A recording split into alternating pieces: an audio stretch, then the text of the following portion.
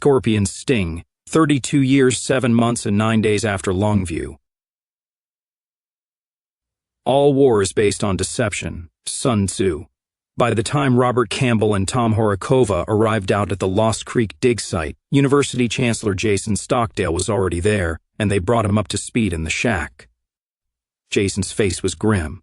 Okay, granted I'm not that much of a science nerd myself, but I think I can hazard a guess as to what kind of nefarious use the X-ray machine might have been intended for. I want to confirm it with an expert, though, he said. He picked up his phone and hit a speed dial. Allie, could you ask Dr. Wyrick and Dr. Haskins to step up here, please? Thanks. He hung up the phone.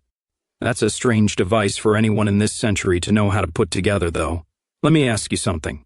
Could you tell if it was made here in the Republic?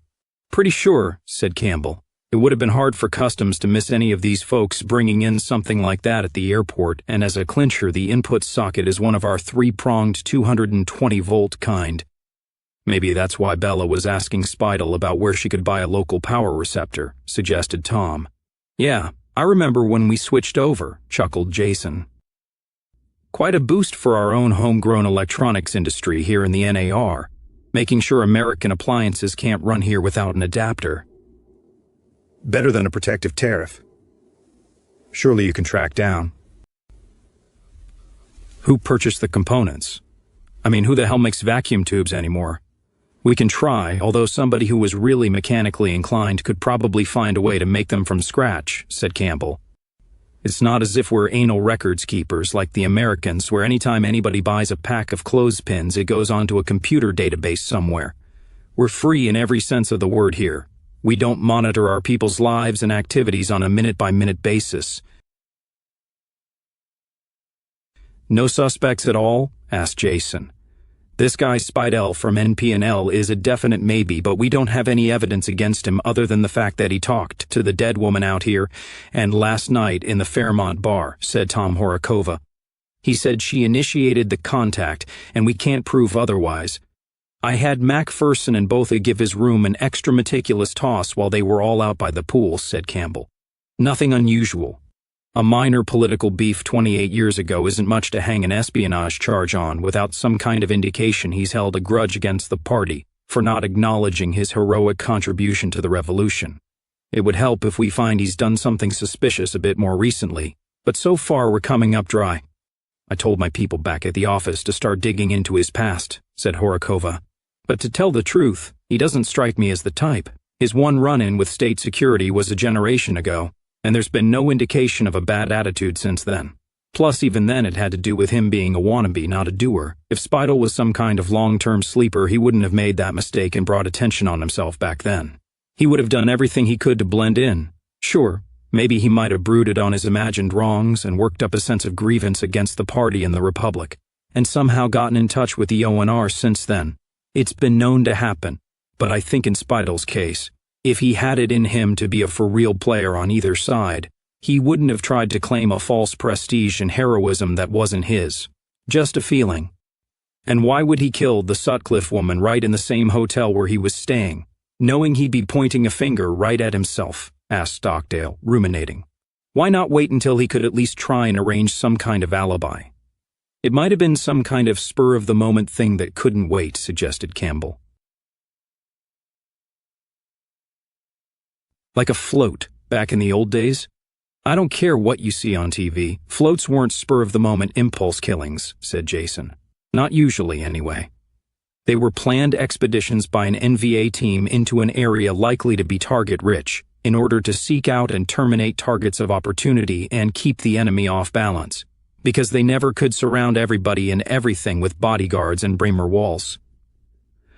The classic example would be the sniper teams who went out hunting and probably did more to drive the Americans batshit and clear the northwest of shitskins and other undesirables than almost anything else we did.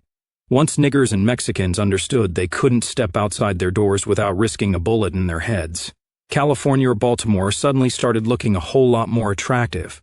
But the volunteers carefully scouted each shot, always with a spotter and usually a driver as well, always with an eye on escape routes and contingency plans. A good floater team never pulled a trigger or tossed a cocktail until they knew exactly how they were going to unass the area and what they would do if anything went wrong. The bad ones didn't come back. What I'm saying is that if this Scorpius is an actual ONR-trained operative, I doubt he'd lose his head and impulsively strangle one of his assets, then leave a crucial piece of equipment in her room for us to find. 2 ONR spies falling out? Over what? Asked Horakova. And why didn't he remove the X-ray device from her room? The body wasn't found for hours, so he had plenty of time, and surely a spy knows how to pick a lock on a hotel room door. You're having her room dusted for prints, aren't you? Mac is, said Campbell. It's part of the routine. As to your question, I can think of a couple of reasons why he didn't remove the infernal machine. First, maybe he didn't know she had it. Second, maybe he didn't want to remove it. Maybe he planted it there in the first place. She didn't bring it into the lodge in her suitcase because someone took her clothes out and tossed them on the closet floor. So whoever placed the metal briefcase inside the suitcase, it was done sometime last night after she checked in. Why would the killer put that weird thing into a place where he knew we'd find it right away? Asked Horakova. Maybe because it is a weird thing, replied Campbell moodily. Maybe this whole business is nothing but an elaborate diversion to get us off chasing our tails looking for who bought or made the components for this archaic machine, while Scorpius gets on with whatever he's really planning. What about the murder? Asked Tom. Nothing lends credibility to a red herring like a dead herring, replied Robert Campbell grimly. You mean this character may have killed her just for window dressing? Asked Tom in disgust. Sounds like an American to me, said Jason with a nod. There was a knock on the shack door, which he opened. Dr. Wyrick, Dr. Haskins, thanks for taking the time. Please come in. Have you found out who killed Bella? Asked Amanda Wyrick anxiously. We will, promised Campbell.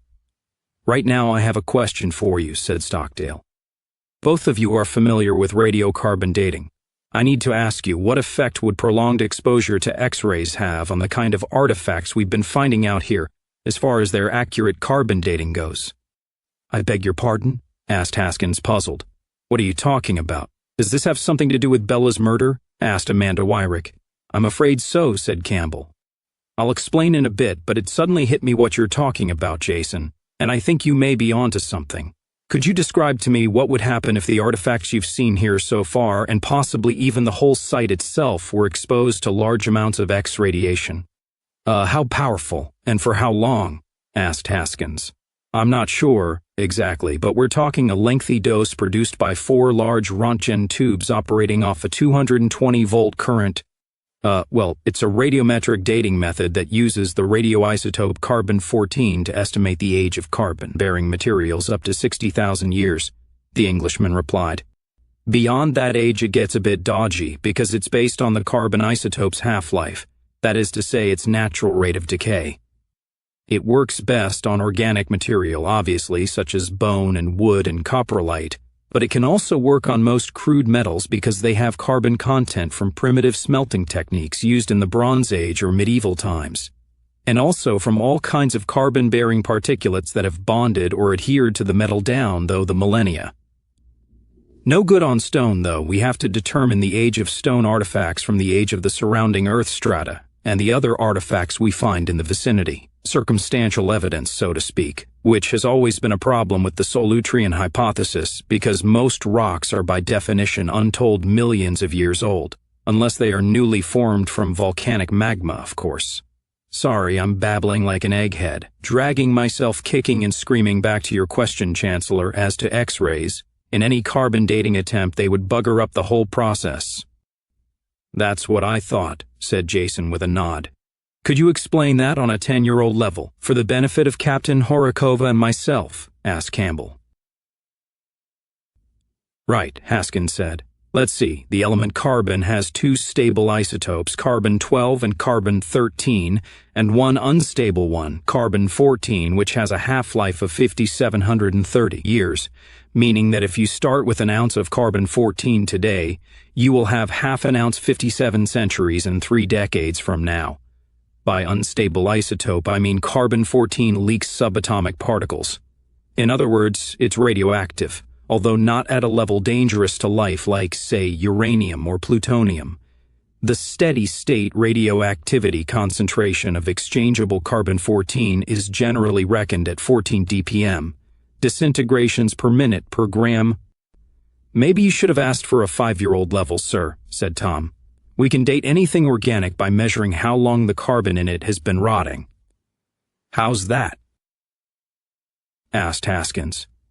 Thank you, Doctor, said Campbell. I repeat, carbon-14 half-life decay is in fact a kind of radiation, although occurring at such low rates and at such a low energy level that, although it goes on all around us, it is not harmful and is in fact responsible for some of the normal low-level background radiation which exists everywhere on Earth. This carbon-14 decay radiation consists of electrons and electron antineutrinos, which barely penetrate the layer of dead skin cells on our bodies and do no harm.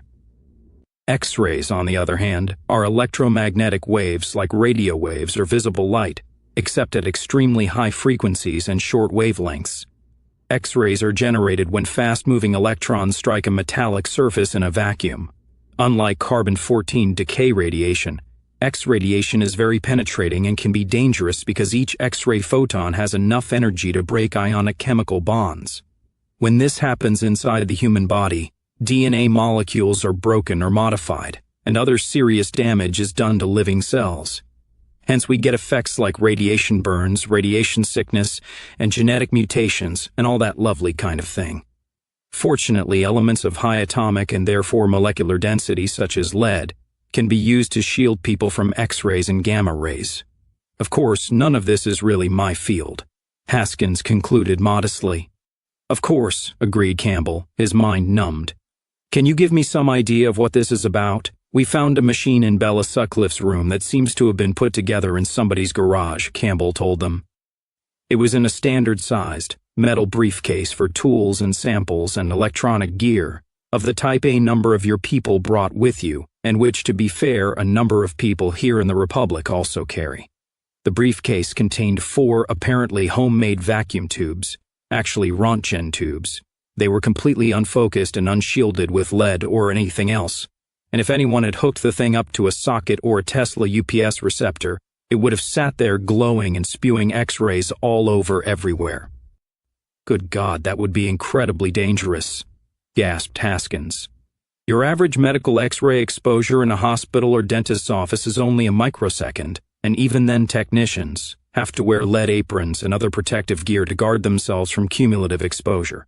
A few minutes of unshielded exposure at the level you're talking about would kill people. At first we thought that was the idea, said Campbell. But now I'm not so sure. Maybe human beings were not the intended primary targets. Suppose someone could have irradiated some or all of the Lost Creek artifacts, either here or at the lab, with even a few minutes of raw X radiation. Accurate carbon dating would be impossible, said Haskins immediately. There would be no way to measure the carbon-14 isotope's natural decay due to the molecular damage caused by the irradiation. Don't archaeologists take X-rays sometimes? Asked Tom Horakova. I seem to remember seeing some shots taken inside King Tutankhamun's noggin and the Icemen of the Alps. Performed with proper medical equipment. And even then, only after a full analysis of everything else has been done, said Haskins. That's why it took about 4 years to discover that Otzi the Iceman was killed by an arrow.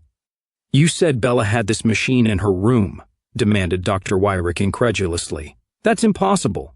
Some of us would have noticed if she'd been lugging around a portable X-ray device between Harvard and here. We think it was placed there last night, ma'am, either by Bella herself or by her killer, said Campbell. It appears to be of local manufacture. How exactly it came to be there and for what use it was intended, we don't know. You think Bella was planning to sabotage the excavation by contaminating the artifacts? Ma'am, I don't know, Campbell repeated gently. I hope it turns out there's some other explanation. I know she was your friend. A friend of many years, said Wyrick. She was one of my first undergraduates at Harvard, and we went on digs all over the world, together. Colonel Campbell, I know you're a policeman, and like all policemen the world over, I'm sure you hear this all the time, but I simply cannot believe that Bella was involved in anything like you imply. She had issues, yes. She was very careless in her personal relationships with men, and she was disorderly and reckless in other ways. and she didn't approve of your republic, or of your, racial beliefs, but she was genuinely devoted to the study of the past. In her work, she was completely professional. She just wouldn't deliberately contaminate a site or its findings. Not to make a political point, Campbell wasn't going to argue with her. Again, ma'am, I hope you're right. We'll have to see where the evidence takes us. There was a knock on the door, and Arne Wingard stuck his head in. Dr. Wyrick? Dr. Haskins? We're ready to sink our first trench down to level 1. Sorry, Colonel, are you through in here? Yes, I just wanted some technical information, said Campbell. What do you mean sink a trench down to level 1, Dr. Wingard? In view of what's going on, I think it's a good idea to see if we can hurry up and get to the good stuff, so to speak, as soon as we decently can, replied Wingard. If there is any good stuff to be found, which I'm convinced there will be. Allura and I and several diggers are going to take the 6 center grid squares in the Longhouse area down about another 4 feet to level 1. The Earth strata we estimate at between 10 and 12,000 years old. Paleolithic, although we'll have to confirm the age of the strata by carbon dating from soil samples, of course, which will contain animal and vegetable residue of various kinds. Orthodoxy tells us there shouldn't be anything down there except Indian bones and stone hand tools, not even any Clovis or Folsom points that far back. If there's anything else, we've hit pay dirt. Let's hope you can date it accurately, said Campbell with a significant look at the others. Sure we can. Why not? Asked Wingard. He looked at them. Anyway, each grid block is a meter square, so we'll have a kind of trench, and then we start working from the center outward towards all 4 walls. So we in essence lower the floor of the longhouse in sections, and sift through every grain of dirt we think there must have been. Centuries at least of constant habitation here, on and off, as the site was occupied at different periods, but we don't know when that earliest period of habitation was. What say let's go find out? Certainly, Dr. Wingard, said Haskins. They left the shack and Wingard looked at them. Any developments? He asked. Not really, but it's early days yet, said Campbell. Look, I know you gentlemen don't have crystal balls, but are any of my people in danger here on this site? Is the site itself in danger? There's a chance, yes, Campbell told him bluntly. Somebody doesn't like what you're doing here, and they're willing to go to any length to stop it, as we saw last night. This person or persons may be trying to frighten you into suspending the dig. You gonna get twitchy on us? Not on your Nelly, said Wingard immediately. I just wondered if I was being paranoid wearing this. He opened his khaki work jacket and displayed an automatic in a shoulder holster. Just because you're paranoid, that don't mean they ain't out to get you, Campbell told him. Paranoids have enemies too, you know, added Tom. Bob knew full well that in Macpherson and Botha, he had perfectly competent subordinates who were capable of handling a homicide investigation, and who would resent the chief of DS leaning over their shoulder and backseat driving while they worked. He also understood that, although he was being exquisitely polite about it, the fact was that this was a Bureau of State Security operation, and Tom was in charge of it despite his lower rank. Therefore, Campbell forced himself to do both the politic and the practical thing. He left Lost Creek and the investigation into Bella Sutcliffe's murder in Tom's hands, went back to the Fairmont Lodge, returned from there to Missoula with a helicopter, and then went home for a late lunch. That afternoon he went back to his own office and dealt with other matters, sternly resisting the urge to phone Tom or D.S. Macpherson for an update. He knew they would call him when they had something or needed something from him. Tom finally called about 6 that evening, just as Bob was leaving for the day. First thing, we need to use full scramble. It's possible our guy may have his own interception technology, or else he's got American satellite access. We need to try to avoid any eavesdropping. Robert clicked a couple of buttons on his desk phone to activate the NAR's latest top security audio ambiguation program. Let's hope our techies are still one jump ahead of theirs, he said. Knock wood. Okay, there's news, Horakova told him. Some good, some bad, some weird. Start with the bad news first, said Bob. The bad news is that we have not turned up hide nor hair of a viable suspect, said Horakova. Not so much as a whisper of a clue. As far as Mac and Botha can tell, everybody at the Fairmont checks out. Your lads and a few of mine have discreetly turned that hotel upside down. Nobody has anything in their possession they shouldn't have, or anything that might be used as a garrote, although that could well be hidden someplace in a tool shed or a storeroom looking like an innocuous piece of rope or string. The man would have to be a gibbering idiot to keep it on him. Since a gun wasn't used, we've no reason to demand any of the guests give us their personal weapons for ballistics analysis, and the foreigners don't have any anyway. Other than that, everybody's clean as a whistle. No more strange homemade death rays or time machines. I had one of our tech teams flown down from Spokane. They brought along a few items we don't have in our boss lab here, and a special medical examiner as well. I'll bet Eddie Cantone was tickled pink, said Campbell. Actually, he was okay with it, said Horakova. He said that way if anything was wrong with the post-mortem, his own rump was covered. Nobody in the regular cops like security cases, Campbell dryly. You trenchcoats make us nervous. License to kill and all. No offense. None taken, said Tom. We're supposed to make people nervous. Anyway, now for the weird part. Our forensic egghead brought with him some kind of super-duper microspectroscopic analysis machine and a laptop full of hotshot software that WPB stole off various American and European computers, and we were able to find a few traces of foreign DNA on Bella Sutcliffe's remains despite the dunking in chlorinated water. Under her fingernails? Asked Bob. So she fought back? Good for her. Nope, said Tom. Saliva.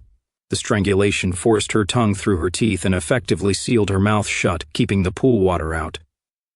I don't follow, said Campbell. The bastard seems to have given her the kiss of death, literally.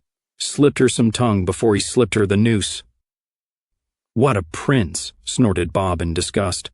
But you say you were able to get readable DNA? Yes, Horakova told him. If you were worried, Arne Wingard's off the hook, and so is Spidel. We got their DNA maps from the health service in Missoula and up in Coeur d'Alene, where Spidel lives. It must be nice not to have to worry about warrants in your service, commented Campbell. It is. No match on any of the eminent persons either, unless the ONR or one of the other foreign agencies got clever and tampered with their ringer-on-file DNA records before our circus hackers could steal them. Which I suppose is possible, if you're really into Byzantine conspiracy theory. And this is the weird part. How? Asked Bob. Our killer, or at least our kisser, whom I think we can assume are one and the same, is 70% Khazar type C, which is usually Lithuanian or other Baltic Jew, 14% Khazar D, which is Polish or Galician Jewish, and 10% Caucasian, as in from the Caucasus Mountains area, so this one's great-grandmother probably was raped by Cossacks, or at least she partied hearty with them. The remaining 6% is bits and pieces of Eastern Europe and a touch of something they think might be Lap. Campbell sat there in stunned silence for a moment. You're telling me we've not only got a spy and a killer running around my patch here in Montana, but a goddamned Jew as well? He demanded. That's what it looks like, yes, said Tom quietly. What can I tell you, Bob? These people are the greatest masters of deception in human history. It's what they do. Did we really think they would never deceive us again just because we won a revolution and then a war? They don't stop, you know. They'll never stop until we kill them all. Anything else? Asked Campbell heavily. You said there was good news? Yes, the good news is that white people were here in North America first, said Tom. They found something on the site? Queried Bob. Roughly 12,000 years ago, whoever built the first longhouse at Lost Creek apparently raised it around a grave or a tomb, Tom told him. Very primitive, just a narrow hole filled with stones and vegetation of some sort, possibly wildflowers, in which was laid the body of a young man of about 20, some kind of human sacrifice like those European bog burials, asked Campbell. I saw a TV program on them once. They're not sure, but it looks more like a normal burial of a respected person, said Horakova. They're still slowly exposing the remains as we speak, and they're setting up floodlights down there to keep on working through the night. I have to admit, watching them unearth that grave is sending chills up my spine. You don't often get to witness history being made. George's face flashed through Bob's mind as it still did every few days, despite the years that had gone by. It's overrated sometimes, he replied. Well, the skull is definitely modern Caucasian, not Cro-Magnon, damn sure not Indian, and they found some flint spear points and a knife blade that might have been grave goods. stuff for the departed to take with him to the afterlife, so forth and so on. Tom continued. The blades are of the classic Solutrean shape.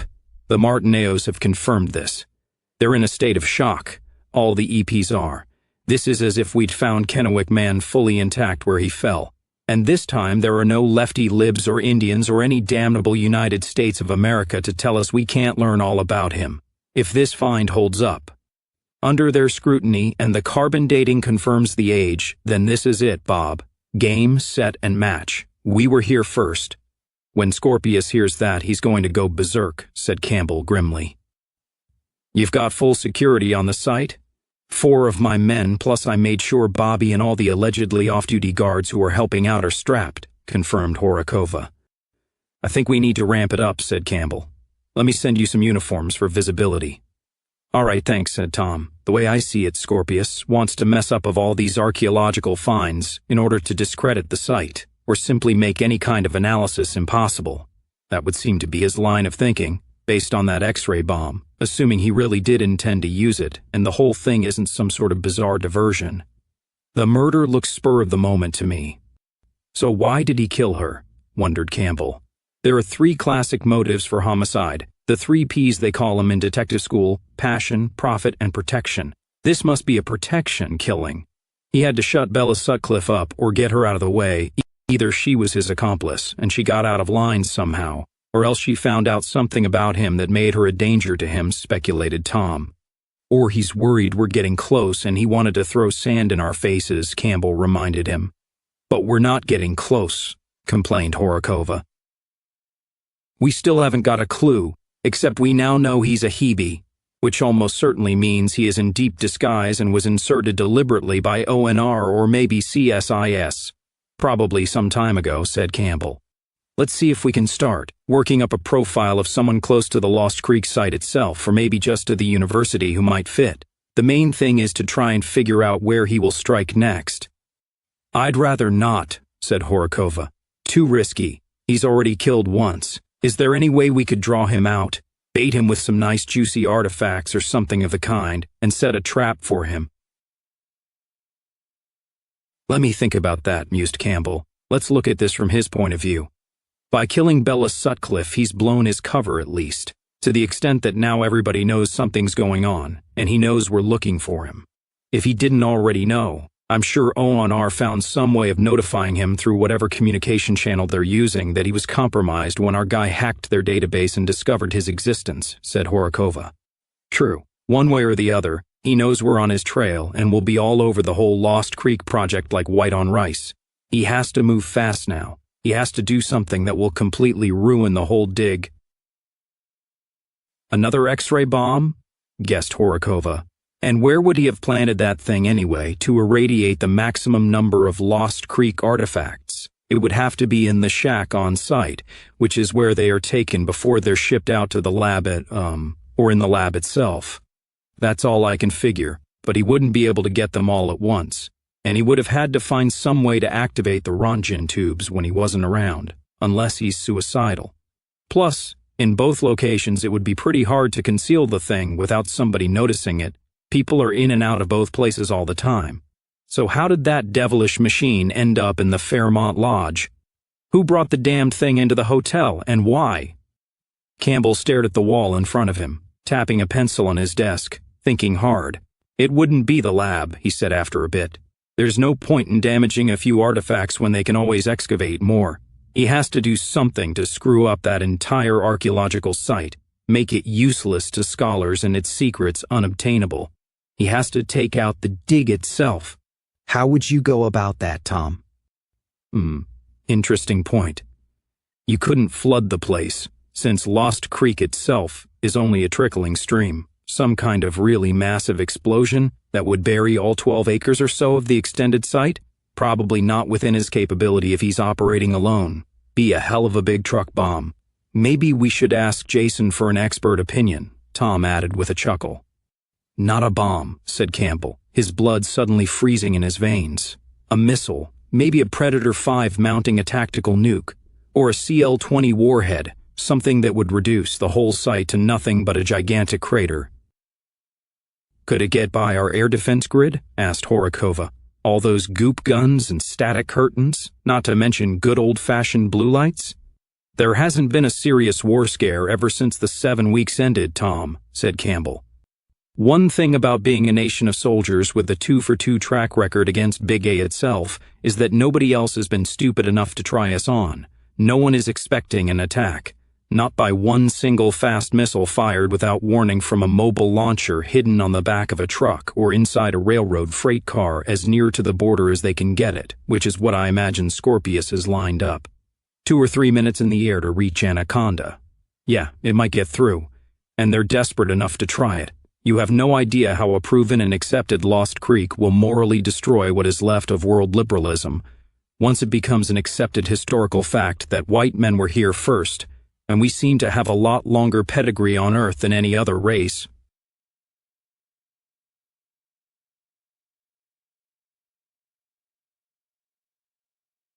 So when do we think this might happen? Asked Tom.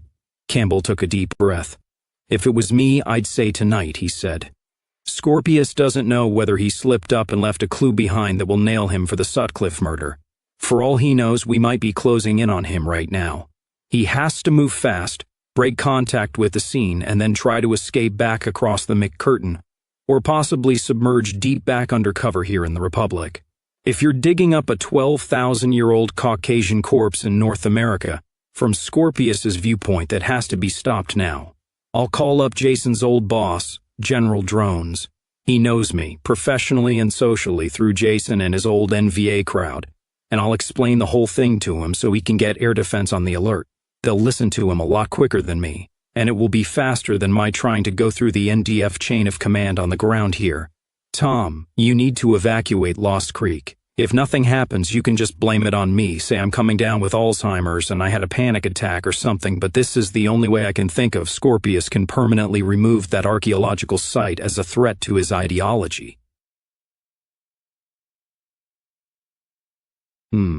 If you're right, that will also tip him off, said Tom. He might get spooked and disappear. Tom, Allie, and Bobby are out there tonight. Campbell snapped at him. I know they are, sir, but I want to try something. Let me get back to you. Horakova hung up. Campbell cursed the younger man, and then realized he didn't have time for recriminations. He dialed the personal number of the old NVA man A.J. Drones, now retired but still a voice that could cut through red tape. He was right about Drones still having major juice. Half an hour after Campbell got him on the phone, the entire northeastern and southeastern border area's Air Defense Command went on full alert. Then Campbell sat back in his chair and waited for Horakova to call back, fighting the urge to lose his cool and his dignity and call first. Again, he had to remind himself that this was a state security case, and, lifelong friends though they were, Tom was under no obligation to even so much as give him the time of day. The hours crept by and the phone was silent. In the guard station outside his office door, he could hear the noise of the night shift coming on. The one time the phone rang, it was Millie wanting to know if he was coming home soon. I need to stay here for a while, Mill, he told her. She caught his tone of voice. Is something happening? She asked. Maybe, he admitted. I need to be here if it does. Bob never actually talked to Millie about his work in detail, but somehow or other she always seemed to know almost as much as he did. It bordered on the telepathic. She was silent for a while. It's them, isn't it? They're trying to hurt us again, aren't they? Yes, he told her, all my life they've been trying to hurt me and my family, from the time that nigger swaggered into our house in Chicago and tried to take me away. They never give up, do they? She said almost conversationally. No, he said. They never give up. I'll put your dinner in the microwave, she said. Thanks, honey. Bob considered calling out his copter again and flying up to the Lost Creek site, just to be doing something, but it was risky in the dark and was probably pointless in any case. So here I am again, just sitting on my ass waiting for death and horror to happen, he thought to himself bitterly. Let's hope the result is a little better this time. At about 10:30 the phone rang. Colonel Campbell, said a voice. This is Major Hampton Perry from the 90th ADA at Ellis Field in Helena. I'm calling to let you know that 10 minutes ago a missile of undetermined type was fired from what we presume to be a mobile launcher in the Deer Lodge National Park, over on the American side. It came in low and really fast supersonic speed. Were you able to intercept? Asked Campbell, his mouth dry. Yes, sir. Goop gun got it about 12 miles outside Anaconda. It was heading toward Lost Creek, all right. There was one hell of an explosion. Not nuclear, no radiation detected, but we're talking CL-20, DNAF warhead, something like that. Looks like there was only minimal damage on the ground, but there's debris scattered over a huge area. Local firefighters and NDF personnel are on the scene, and we've got recovery teams on the way out there to scavenge up whatever bits and pieces we can. Looks like you were right, sir. If not for your warning, we might not have been able to react in time, and it might have hit Lost Creek. Thank you, and congratulations. A few minutes later, the phone rang again. It was Captain Tom Horakova. We got him, he said. Scorpius? Demanded Campbell. Well, he wasn't wearing a name tag or a zodiac ring, but yeah, pretty sure. Horakova was silent for a bit. Bob, it was Arne Wingard. What? Yelled Campbell, stunned. I thought we'd ruled him out? He ruled himself back in, said Horakova. I took a long shot that a pro like we believe Scorpius to be wouldn't be satisfied with just calling in coordinates for a missile launch. He'd want to make sure, especially considering what lousy shots the Americans are. He'd want to plant a radio beacon somewhere on the site for the missile to home in on. I took some men and I sealed off the site, then we started searching the whole place from top to bottom as unobtrusively as we could, which wasn't hard since they're all down there at the Longhouse absolutely glued to that ancient burial site and the kid who's in it. We eventually found the beacon in a storage box in the shack, bleeping away. About that time, Wingard appeared on the exit road in his car and tried to talk his way past the 2 guards on duty. When they politely informed him that state security had closed the site and he wasn't allowed to leave, he made a break for it. He shot one of your men. Guardsman Benjamin Poprilovich. Is Ben okay? Asked Campbell. Wounded twice, 1 cracked rib from a hit to the vest and a bullet in the face. He'll have a scar, but it's not fatal. The second guardsman shot and killed Wingard. It was Bobby. Oh, said Campbell. Is he all right? Fine, said Tom.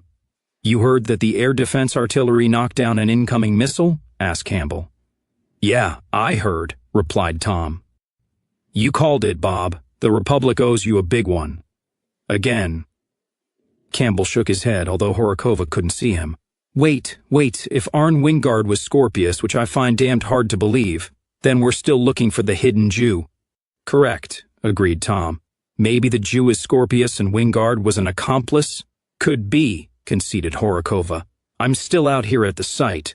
I'll wrap it up and then I'm heading back to Missoula with a team to search Arne Wingard's home. I've taken the liberty of sending a couple of your guards to sit on the place until we get there. Sure. How are our foreign guests taking it? Asked Campbell.